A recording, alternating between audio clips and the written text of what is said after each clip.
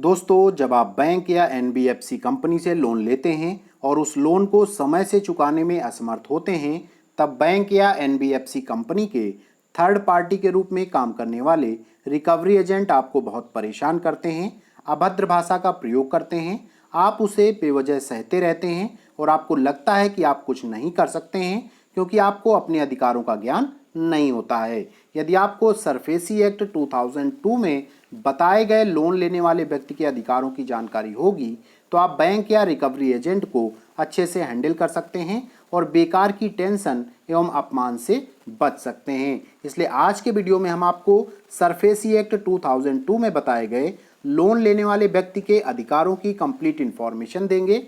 यदि बैंक या recovery agent परेशान करता है तो उसकी शिकायत करने की प्रोसेस भी आपको बताएंगे। तो दोस्तों, ऐसी ही लॉ रिलेटेड यूजफुल वीडियोज को देखने के लिए जल्दी से वीडियो को लाइक और चैनल को सब्सक्राइब कर लीजिए। तो चलिए आज का वीडियो स्टार्ट करते हैं। तो दोस्तों, जब आप बैंक या एनबीएफसी कंपनी द्वारा लिए लोन की किस्त समय पर नहीं जमा करा पाते हैं तो बैंक या एनबीएफसी कंपनी लोन की रिकवरी के लिए प्रयास शुरू कर देती है। उस समय सरफेसी एक्ट 2002 में दिए गए लोन लेने वाले व्यक्ति के 5 महत्वपूर्ण अधिकारों की जानकारी सभी को होनी चाहिए। तो बात करते हैं सबसे पहले अधिकार की। तो दोस्तों, बैंक या रिकवरी एजेंट आपको डरा धमका नहीं सकता है, तो इसे समझते हैं। तो दोस्तों, अक्सर देखा जाता है कि जब आप समय से लोन नहीं चुका पाते हैं तो बैंक या रिकवरी एजेंट लोन का पैसा जमा कराने के लिए आपको डराता धमकाता है, आपके सम्मान को ठेस पहुंचाता है। ऐसा करने का बैंक या रिकवरी एजेंट को कोई अधिकार नहीं होता है। यदि ऐसा होता है तो आप बैंक या फाइनेंस कंपनी के खिलाफ बैंकिंग लोकपाल में शिकायत दर्ज करा सकते हैं। यह शिकायत लिखित या ऑनलाइन दोनों तरीके से आप दर्ज करा सकते हैं। दूसरी ओर बढ़ते हैं दोस्तों कि जब लोन संपत्ति को गिरवी रख करके दिया गया हो तो बैंक संपत्ति को पजेशन की कार्यवाही किए बिना बेच नहीं सकता है।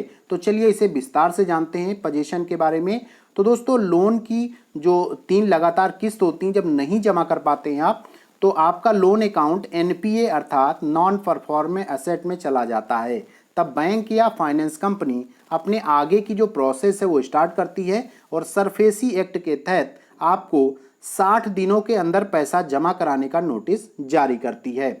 उसके बाद भी आप बैंक के संपर्क नहीं आते हैं या बैंक से संपर्क नहीं करते हैं तो 60 दिनों के बाद बैंक 30 दिनों का पब्लिक नोटिस जारी करती है। इस दौरान यदि आप बैंक से मिल करके कुछ पैसे जमा करा दें तो प्रोसेस फिर से रुक जाती है और दोबारा से फिर वही प्रोसेस, अगर बैंक चाहे कि फिर से बेचना है आपकी प्रॉपर्टी को तो फिर से वही प्रोसेस शुरू करनी पड़ती है। इसलिए बैंक या फाइनेंस कंपनी द्वारा आपकी संपत्ति को बेचना आसान नहीं होता है। इसलिए आपको बिल्कुल नहीं डरना चाहिए कि बैंक आपकी संपत्ति को तुरंत बेच देगा। ये तो तीसरे की ओर बात करते हैं दोस्तों कि बैंक या जो रिकवरी एजेंट है गलत समय में आपको कॉल नहीं कर सकता। तो इसको समझते हैं हम कि जो बैंक या रिकवरी एजेंट है गलत समय में आपको कॉल नहीं कर सकता, ना ही उसे गलत समय पर आपके घर आने का अधिकार है।